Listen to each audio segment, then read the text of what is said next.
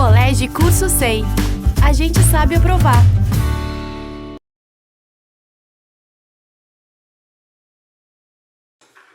Salve galera, tudo bem? Vamos falar aqui na aula do SEI hoje sobre barroco. Você sabe o que é barroco? O barroco é uma estética que está ali no século XVII. Também é conhecido com o nome de seiscentismo. E é uma escola que é muito interessante porque ela vai traduzir uma série de questões que já começam no século XVII e que no século XVI e no século XVII ela vai aprofundar essa discussão, vai aprofundar esse debate.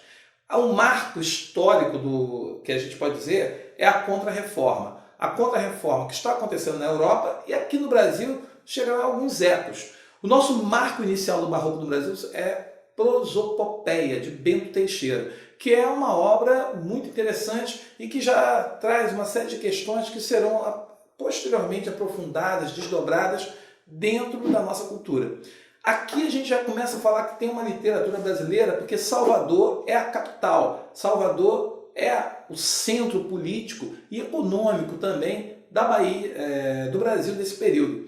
E aí nós temos a figura de Gregório de Matos, um poeta que será importante, que viverá na Bahia, em Salvador, e que vai procurar enxergar as mazelas, os problemas que acontecem naquela sociedade em que a capital já guarda uma série de questões políticas, principalmente relacionadas à corrupção.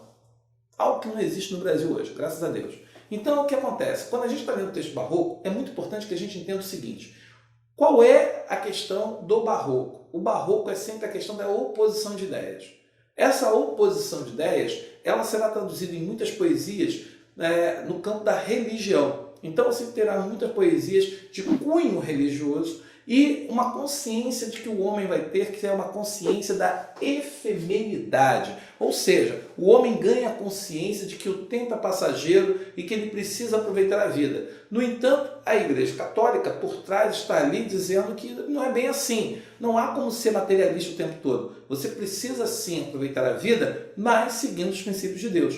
E o homem não está muito afim de seguir os princípios de Deus. É aquela coisa, eu quero pecar 6 vezes por semana e no 7º dia peço perdão pelos pecados e começar a zerar os meus pecados para voltar a pecar. Então essa consciência de efemeridade, quer dizer que eu posso morrer a qualquer momento, que a vida pode acabar a qualquer momento, faz com que o homem tenha o desejo de aproveitar a vida. É o chamado carpe diem barroco. O carpe diem barroco vem dessa questão de que eu quero aproveitar intensamente a vida, porque eu não sei qual é o meu prazo de validade. Posso morrer daqui a um dia, daqui a 10 dias, daqui a um ano, mas eu vou morrer. Mas quando vai acontecer essa morte? Daí o desejo de colher a vida, de aproveitar a vida, por conta dessa consciência da efemeridade.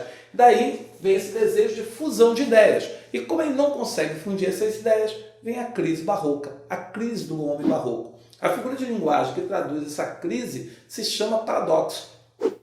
O valor paradoxal trabalha essa fusão de ideias o tempo todo. E você vai perceber que o texto se torna confuso. E aí você tem 2 tipos de produção textual desse período que vão marcar o barroco. É o cultismo e o conceptismo. Sempre que você fala cultismo, normalmente há muitos hipérbatos, há muitas antíteses, há muitos paradoxos. O cara usa e abusa das figuras de linguagem, o que deixa o texto muito confuso. O leitor não consegue compreender o que exatamente o poeta está dizendo. Essa confusão de ideias, essa confusão que ele está passando, é o que vai caracterizar esse período. E você pode entender que o cultismo é um texto que normalmente se manifesta na poesia de Gregório de Matos. Não estou dizendo que é só cultismo, mas ela se manifesta na poesia de Gregório. Existe um outro texto que é o conceptismo, que é justamente o quê? Esse jogo de ideias. E nesse jogo de ideias há um jogo retórico, um jogo argumentativo, a busca do convencimento do leitor para que você possa justamente discutir e debater determinadas ideias.